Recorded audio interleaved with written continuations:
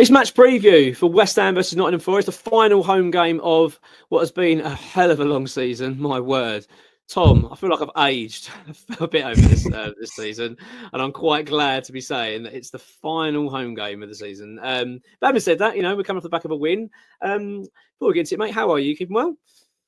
I'm very well. I've had a very busy week, but it's much better given West Ham's result on Sunday. So it's always better when you get a result. You go into a new week, a busy week, and it's been a bit easier this week. What about yourself?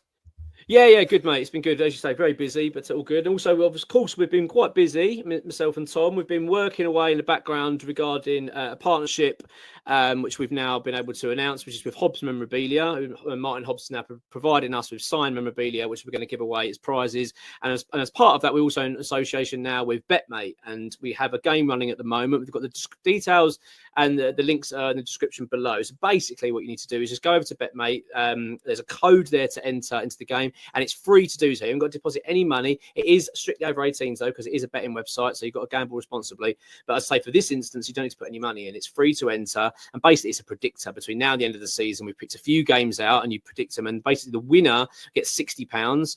The second prize is 35, and third prize gets £15, but also the winner gets a signed JARROD BOWEN shirt, and this is something that we will be rolling out going forward now every month, and we're very excited about it, haven't we, Tom? It's been a little while trying to get over the line, but we're pleased to finally announce it. Yeah, exciting times. Looking forward to it. Absolutely. Right, let's talk about Nottingham Forest then. I mean, a remarkable season for them. One of those stories that echoes Leicester City in a way. No one expected them to do as well as they have done. That they've secured European football, which is an outstanding achievement. And for being West Ham fans, we know all the excitement behind that and what it's like to get into Europe. But the fact they've done it so quickly, get promoted, and then I generally thought that they were talking nonsense when they said their intentions were to try and challenge for Champions League football. I thought they were in for a relegation battle, to be honest. But no, fair play to them. What were your thoughts, mate, on Forest this season?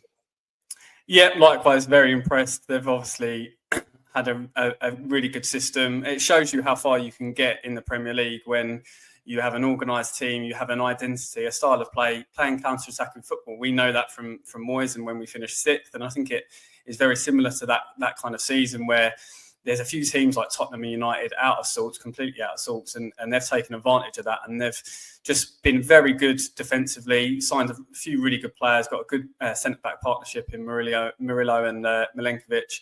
And they've just hit the teams on the break with absolute pace in Alanga, Gibbs-White, Hudson-Odoi.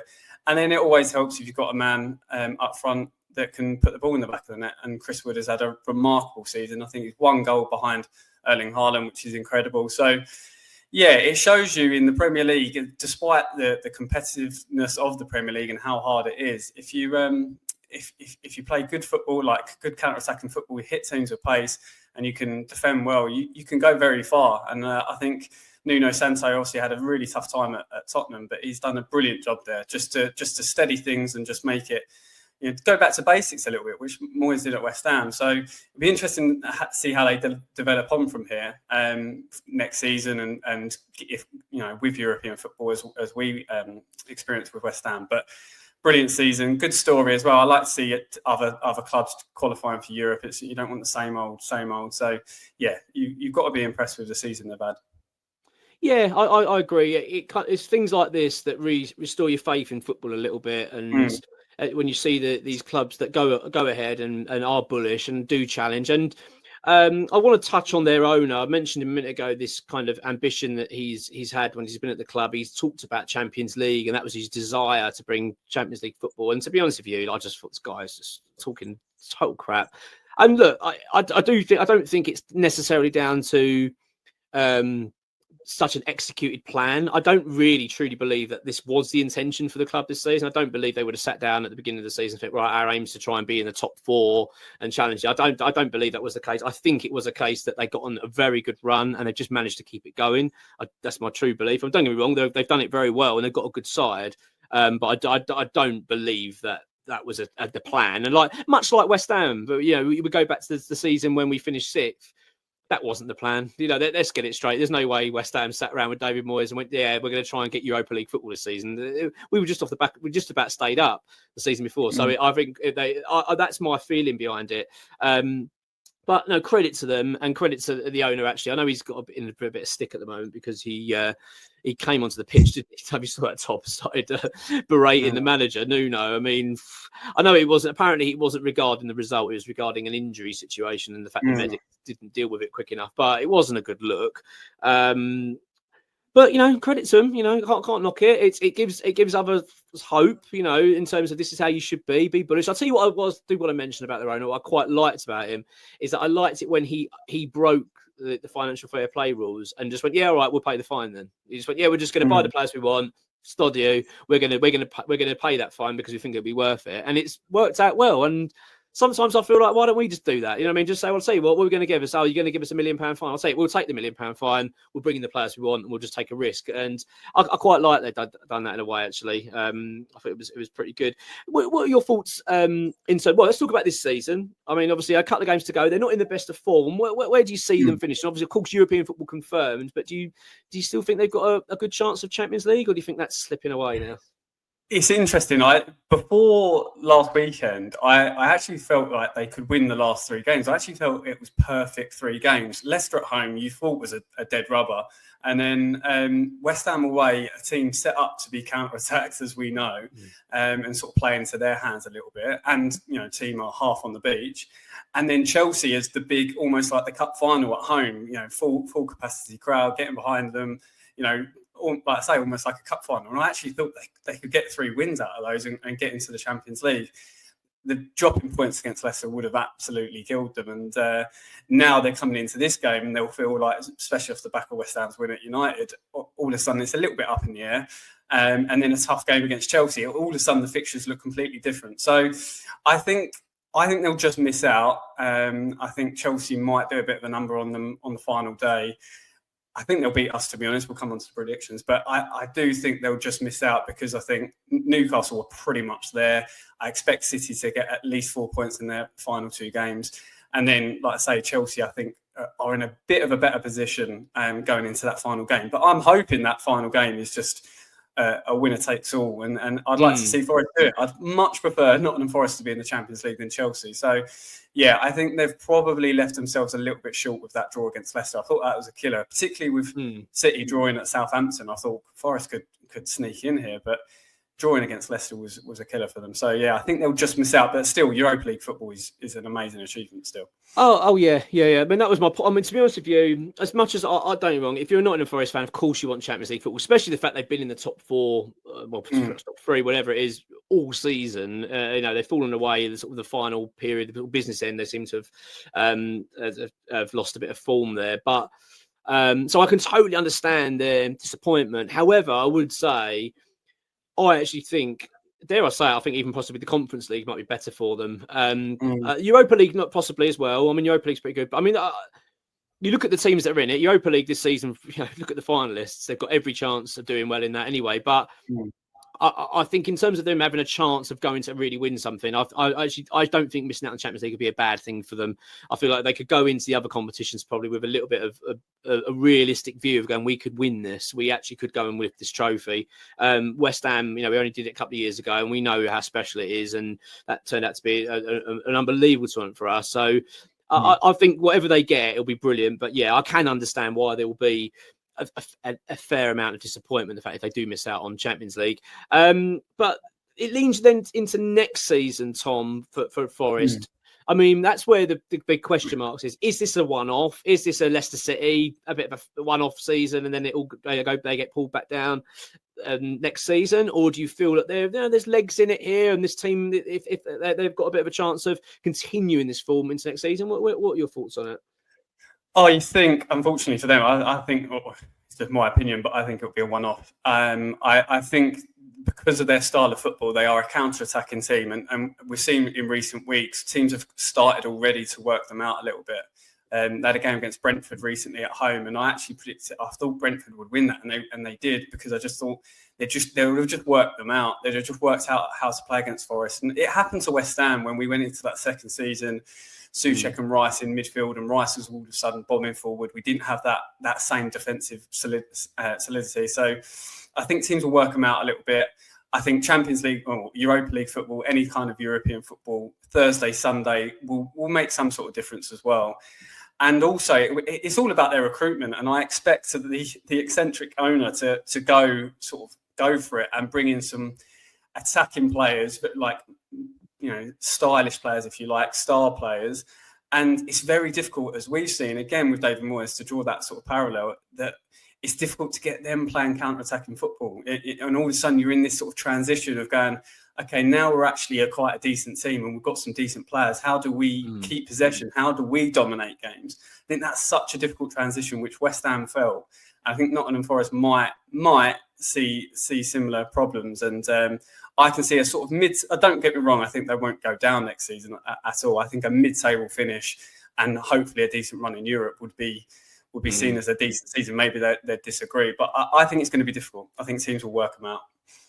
Yeah, I think I do get the feeling that this is going to be very difficult to repeat. They might lean and look at the likes of Aston Villa, who have done so well, and they've continued that form into this season. And again, they look like, for me, I think they're going to probably get the Champions League spot this season. Villa, they just feel like they've got a bit of momentum going. But there's a bit of a difference to Villa that they've got a lot of quality in depth. Which I'm not convinced Forest have that. I mean, Forest have got a very good team, don't get me wrong, but I do question that. And like you say, it's them. Have they got the capability of then transitioning into a different style of play that's going to work? It's going to be a challenge for them, but it's one that I've got to be honest. I'm envious of. I look at it, I miss that. It's a great feeling, and good luck to them. They're a good football club, and it's wonderful history. And they've got incredible history in terms of success, European success, also under Brian Clough, slightly before your time a little bit there, Tom, but they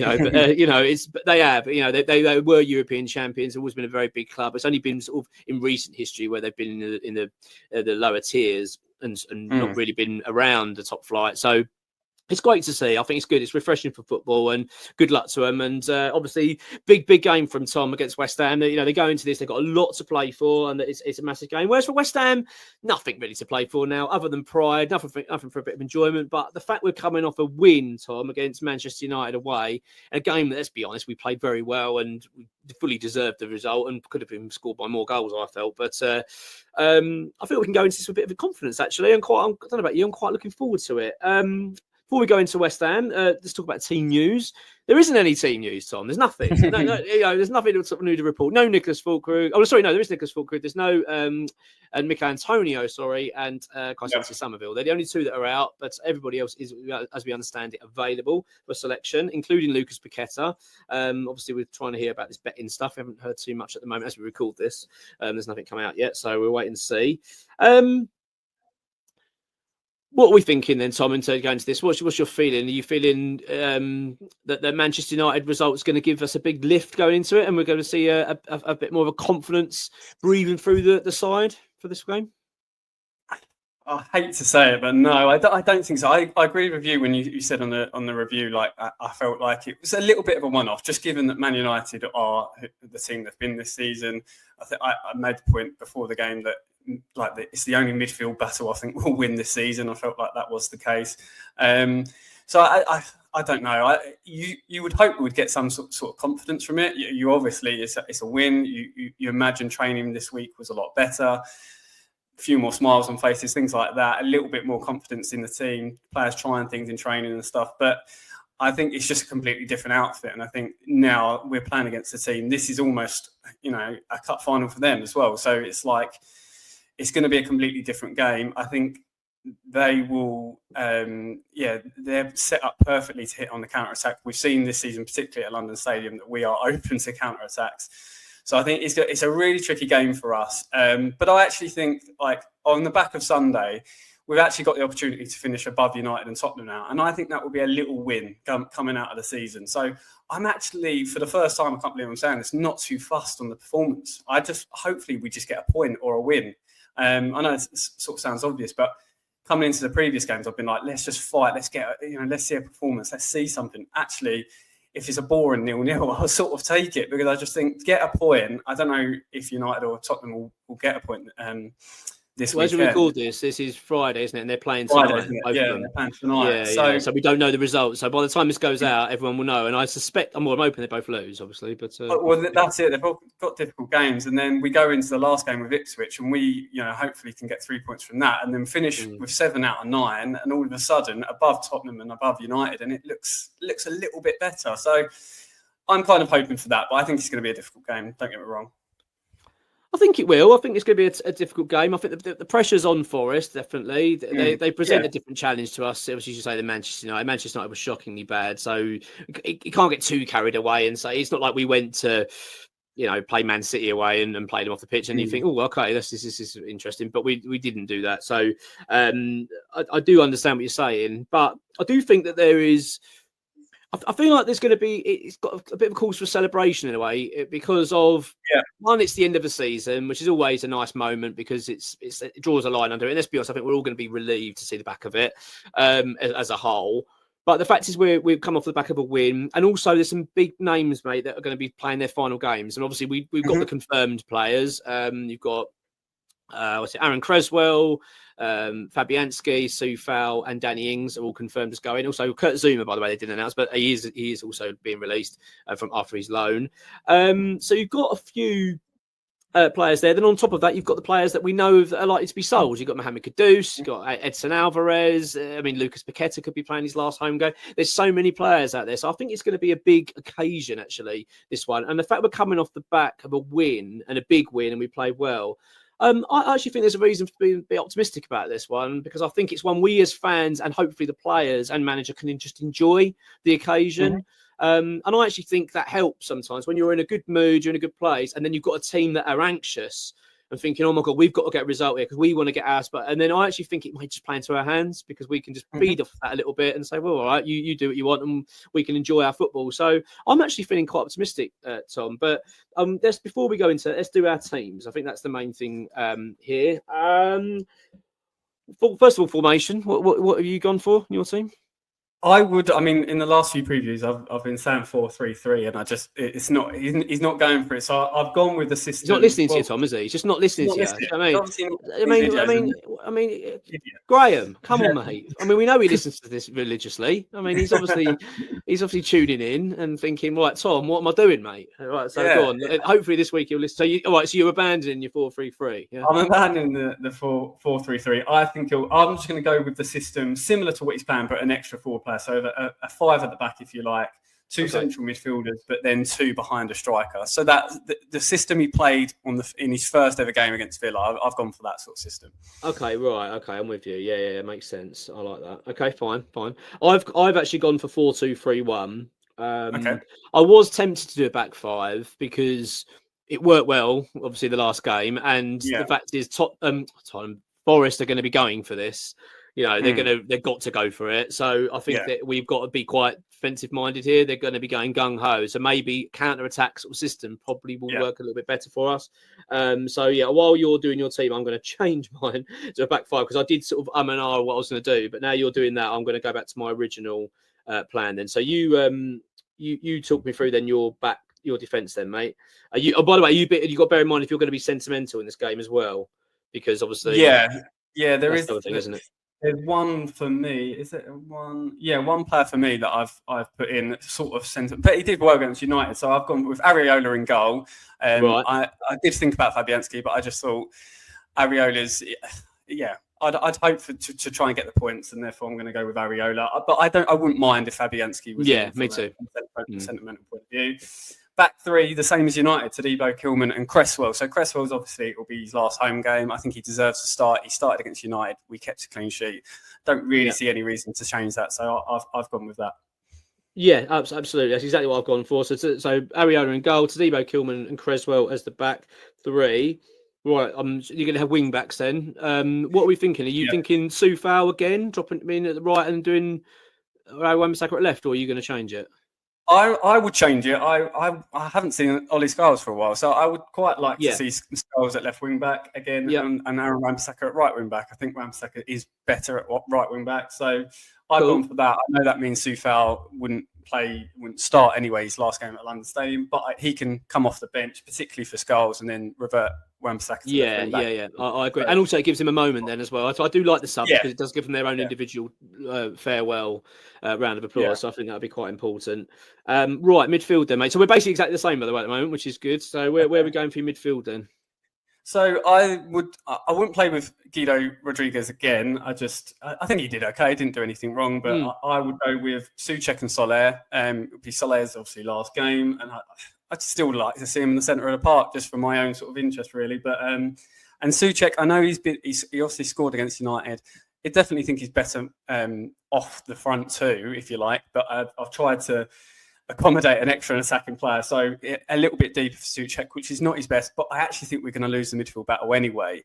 So I think we're almost better just sitting as deep as we possibly can without getting the fans on our back, and then just trying to hit on them on the counter attack, almost just playing against what they want to do. So I've almost sort of thought we're going to lose the midfield battle anyway. Let's put Souček and Soler there as like a base, and then try and launch counter attacks from there. So that's what I've gone with. Okay, fine. I like that. I think it sounds good. I'm going for Edson Alvarez, Thomas Souček in the middle. And then, like you, I wanted to play a front three, really. So I'm going to play JARROD Bowen out on the right. I'm going to put Kudus and Paqueta as my sort of front three. But maybe it'll be that Kudus and Bowen will alternate. But I'm going to put Füllkrug on the bench for this to start with, and I probably will change it only because that's how we had it at Man United. And I think it actually worked quite well. Actually, I think it's not too bad. I'm just trying to work out how we're going to tackle the Forest defence. They've got an outstanding centre-back pairing, as you've talked about. I do worry that having that target man's going to be very... I think you just have a really difficult afternoon. Füllkrug, it's not going to be easy. I just wonder whether we've got to attack a little bit differently, and I think that might be the way to do it, is have a little bit of flair, a bit of pace. So I'm going for Bowen, Kudus and Paqueta as my front three. What are you thinking? Yeah, I actually quite like that. I did go for Bowen, Füllkrug and Kudus, just because I'd like to see Bowen and Kudus running off of Füllkrug and have that sort of focal point, and then try and get Bowen and Kudus in those key areas that we obviously like to see them. But I wouldn't mind your front three, to be honest. I only left Paqueta out because he was left out at the United game. And what happened in his last home game, and the fact that the hearing was obviously this week, and all that kind of stuff. I just thought maybe that's got to him. Maybe that's why Potter left him out last week. That's the other thing, isn't it? Like if Paqueta's not available, then I think they'd have to shift it and then have Füllkrug play and then and change the system around a little bit. It kind of does depend on Paqueta. I really hope he's available. I think the suggestion is he will be, but I haven't seen. As we record this, we're slightly behind. So this is on Friday, so we don't know the Potter press conference, so he may confirm that he's playing. I don't know. I'd like to think he will feature. I think it's last home game as well. I think he'd want to, but as you say, we just don't know. Right, mate. On to the all-important score. So you sort of suggested you weren't very confident. So I'm going to guess. I'm going to guess you're saying a defeat. But is that what am I right? I think you don't think we're going to get it? I am. Yeah. I just think in these type of games, sometimes the team that wants it more ends up just getting over the line, and I think Forest will be quick out of the gates. They'll know it's a massive game for us. I think we might labour out of the gates and just be like, "Oh, we won last week," and I don't know, just a little bit, just not at it from the very kickoff. I might be wrong. I hope I am wrong, but I think Forest take an early lead, get into a good position. We come back into the game, and then Forest just sort of kill us off. But I'm actually going to go for a lot of goals. I'm going to go for a 3-2 Forest win, unfortunately. But wow. I think that'll be a hell of a game.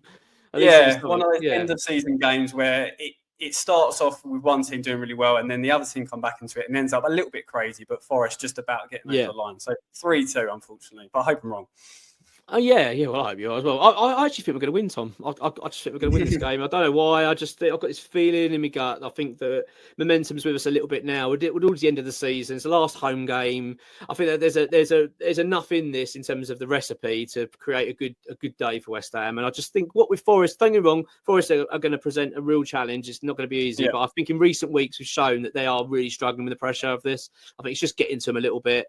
They haven't been in the best of form. In fact, I think they might be level with us on form at the moment. The last 6 games, they've not been doing that great. And considering the fact, actually, I don't think our results have reflected our performances. I think we've been really unfortunate in quite a few games.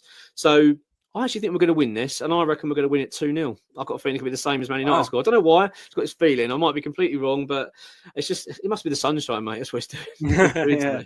It must be that. But look, it's big game for us, and it'd be nice to end on a high, as you say. You know, this will, if Tottenham lose tonight, which hopefully they will, as I say, everyone watching this, by the time it comes out, will know the result anyway. Hopefully they have, and it'd be lovely to finish above them, which I think we will anyway. But wouldn't it be something to? I think this would be a real send a bit of a message if we were to go and beat someone like Forest in the final game. It's just show that we're picking up a little bit, and I'd certainly give everyone a lift that we need. So yeah, fingers crossed. We have a good day. And as I say to everyone, remember we've got the BetMate links in the description below. Click on that. It's free to enter, and sign JARROD BOWEN shirt up for grabs. So best of luck for that. But until then, have a good one. And, take care, and come on your ones.